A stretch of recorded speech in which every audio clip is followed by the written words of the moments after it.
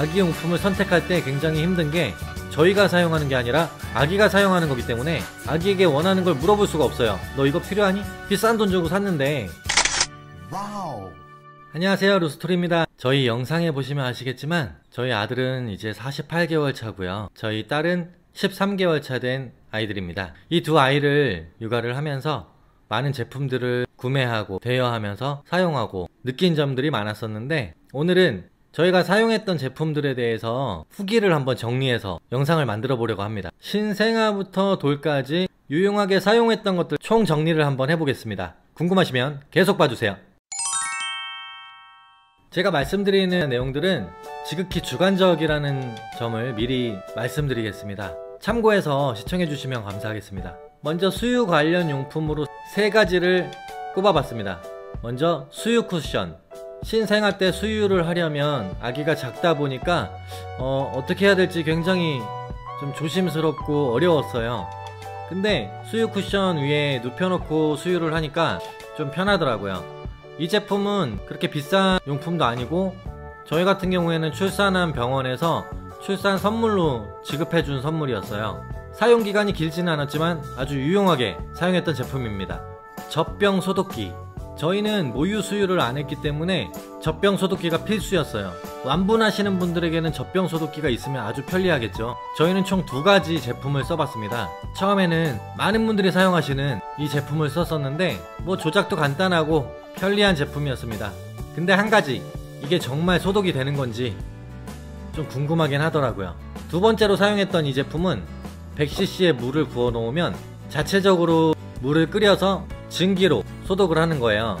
이건 젖병뿐만 아니라 뭐 증기 소독, 열탕 소독이 필요한 제품들은 다 사용할 수 있으니까 여러모로 유용하게 사용될 것 같습니다.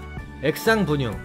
이건 뭐 용품은 아니지만 저희 같은 경우에 많이 돌아다니는 스타일이에요. 그래서 100일 지나서부터 많이 돌아다녔어요. 첫째도 그렇고 둘째도 그렇고. 근데 다닐 때마다 분유를 준비해서 다니려면 이게 준비물이 만만치가 않잖아요. 또 첫째 때는 액상 분유의 종류도 다양하지 않았고 아이가 잘 먹지도 않았습니다. 근데 둘째는 잘 먹어요. 그리고 종류도 굉장히 많아졌더라고요. 이건 여행 다닐 때나 장거리 이동할 때 있으면 편할 것 같아서 말씀드립니다. 다음은 잠잘 때 필요한 용품들 한번 소개를 해볼게요. 바운서. 저희는 바운서는 분유 먹일 때도 유용하게 사용을 했어요. 낮잠을 재울 때도 좋았고 여기에 눕혀놓고 살짝 흔들어주면 아이가 편안하게 잘 자곤 했습니다. 한 가지 아쉬운 건 저희가 샀던 건 저렴한 제품을 샀는데 제가 마음에 들었던 건 아주 비싼 제품이었어요. 노래도 나오고 자동으로 흔들어주고 저희는 그냥 손으로 이렇게 흔들면서 해줬는데 그건 좀 아쉽네요. 써보고 싶었어요. 그리고 스와드럽. 이 제품은 저희가 다른 분들 신생아 선물로도 많이 드렸던 제품인데 아기가 모로 반사 때문에 깨지 않고 숙면을 취할 수 있게 도와주는 그런 용품이에요. 모로 반사 때문에 깨면 아이도 컨디션이 좋지 않겠지만 부모님들도 또 깨셔야 되니까 피곤하시잖아요. 신생아 때는 스와드럽 입혀놓고 재우면 좋습니다. 아기띠와 슬링. 저희는 첫째 때는 아기띠만 사용을 했는데 아기띠도 나쁘지는 않았어요.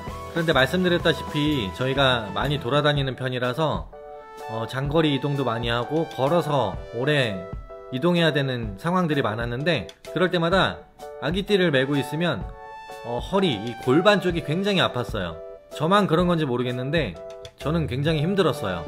근데 둘째 때 슬링을 사용을 해보니까 아기와 밀착도 더 시켜주고 아기도 더 편하게 느끼는 것 같더라고요.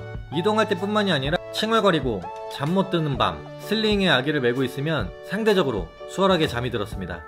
신생아 때 강추합니다. 범퍼 침대. 저희가 샀던 건 범퍼 침대로 사용하다가 아기가 크고 나면 매트로도 사용할 수 있는 그런 기능이 있는 매트를 샀어요. 근데 신생아 땐 좋았어요. 저희 침대 옆에다 설치해 놓고 아기를 재우면 조금씩 움직이기 시작할 때는 몇 바퀴 굴러도 자유롭게 이동할 수 있는 공간이 있었고, 말씀드린 대로 침대로 사용한 이후에는 각각 분리해서 거실과 주방에 매트로 사용을 했습니다. 그런데 사용 기간이 짧았어요. 왜냐면 높이가 높지 않아서 아기가 조금 크고 나니까 발을 들어서 그 벽을 쉽게 넘어오더라고요. 그냥 넘어오는 건 문제가 되지 않는데 넘어오다 방바닥이 떨어지고 다칠까봐 그게 걱정이 돼서 사용을 멈췄습니다. 하지만 신생아 땐 좋았어요. 아기 침대. 이건 제가 영상으로도 만들어서 올렸었는데 싼 가격은 아닙니다. 근데 신생아 때 범퍼 침대보다는 높이가 더 높고 다양한 기능들을 가지고 있어서 좋았어요. 아기 침대로 사용이 끝나고 나면 볼풀장이나 플레이 공간으로도 사용할 수 있다고 해서 그게 좋아서 구매했어요. 근데 중요한 건 거기서 놀지를 않네요. 가격 대비로 본다면 그냥 보통 정도? 아기가 조금 큽니다. 이유식을 먹기 시작하는 시기가 됐어요. 보통 5개월 지나면 이유식을 많이 시작하시죠. 범보의자, 혼자 앉기 힘든 시기에 등받이가 있어서 아기가 앉는 연습도 되고 이유식을 먹거나 간식을 먹을 때 아기가 편하게 먹을 수 있었던 것 같아요. 그렇게 비싼 가격도 아니라서 사용하시면 편리할 겁니다. 아기 식탁, 이것도 저희가 두 가지를 사용해 봤는데 첫째 때 사용하던 건 식탁으로도 사용할 수 있고 분리해서 책상과 의자로도 사용을 할 수가 있다고 했어요. 나중에 아이의 책상으로 사용하면서 거기서 책을 보여줘도 된다고 했는데 책상으로는 사용을 잘 하지 않으려고 하네요. 이유식 먹이고 간식 먹일 땐 좋았습니다. 두 번째로 사용하는 제품은 현재도 사용하고 있는 제품인데 뭐 여러가지 기능이 있어요. 뭐 블루투스도 되고 뭐 스피커도 된다고 하는데 저희는 전혀 사용할 수가 없습니다. 일단 아기가 저 아기 식탁에 오래 앉아있는 것 자체를 싫어해요. 계속 빠져나오려고 하고 벨트가 있는데 그냥 풀고 나와요.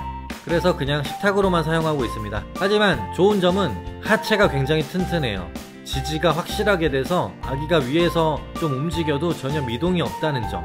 일단 내구성 튼튼합니다. 그리고 기능이 많아요. 그 기능이 많다는 게 단점으로 작용될 수도 있겠죠. 저희처럼 전혀 사용을 하지 않는다면 그냥 의자인 거죠. 그렇다고 아기 식탁 의자 없이 사용을 한다면 어디서 먹여야 될지 그것도 참 답답하더라고요. 그런 점으로 봤을 땐 있는 게 편합니다. 이제 카시트 이야기를 좀 해볼게요. 카시트는 저희 같은 경우에 바구니 카시트 그리고 유아용 카시트와 주니어 카시트는 아닌데 유아용보다 약간 큰 그 정도 사이즈의 카시트까지 세 가지를 사용하고 있는데 바구니 카시트는 저희가 아이들이 작았기 때문에 사용을 했던 거고 우량아 같은 경우에는 사용을 못 하실 수도 있고 사용한다 해도 짧은 기간밖에 사용할 수 없을 것 같습니다. 만약에 미숙아로 태어난 아이라면 바구니 카시트가 굉장히 유용하게 사용돼요. 카시트 뿐만이 아니라 저희는 디럭스 유모차에 호환이 되는 바구니 카시트를 구매해서 고일 지났는데 아직까지 사용을 하고 있어요. 다음 유아용 카시트. 저는 유아용 카시트를 살 때 카시트 사용을 멈춰야 할 때까지 다 쓸 수 있는 줄 알고 그런 기대를 하고 샀어요. 그러니까 6, 7년은 사용할 수 있다고 생각을 한 거죠. 근데 너무 몰랐죠? 막상 사용해보니까 저희 첫째 같은 경우에 지금 48개월인데 유아용 카시트는 작아서 못합니다. 운전석 등받이를 발로 차면서 답답함을 호소합니다. 그래서 또 구입을 한 거예요.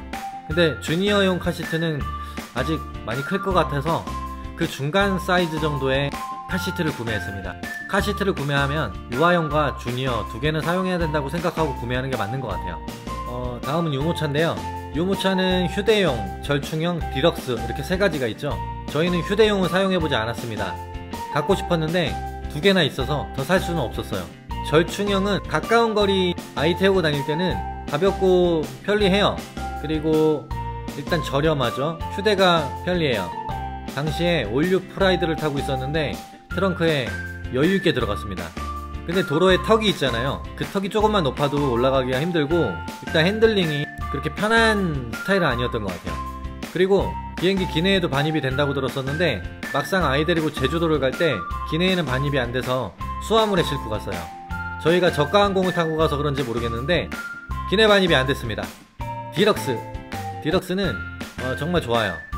굉장히 안정감 있고 마치 중형차를 타는 것처럼 승차감도 좋아 보이고 승차감을 한번 물어보고 싶네요. 어떤지 정말 궁금해요. 제가 운전할 때 핸들링도 굉장히 편하고 턱이 조금 높아도 제법 쉽게 올라가요. 다만 작은 차에는 가지고 다니기가 불편하지 않을까 하는 생각이 듭니다. 그리고 가격대가 아무래도 세죠. 유모차는 거의 필수품이니까 잘 알아보고 결정하시길 바랍니다. 그리고 주변에 혹시라도 아이 다 키운 집에서 디럭스형 유모차가 나온다 꼭 받으세요. 돌이 가까워지면 아이가 걸음마 연습을 하게 되잖아요.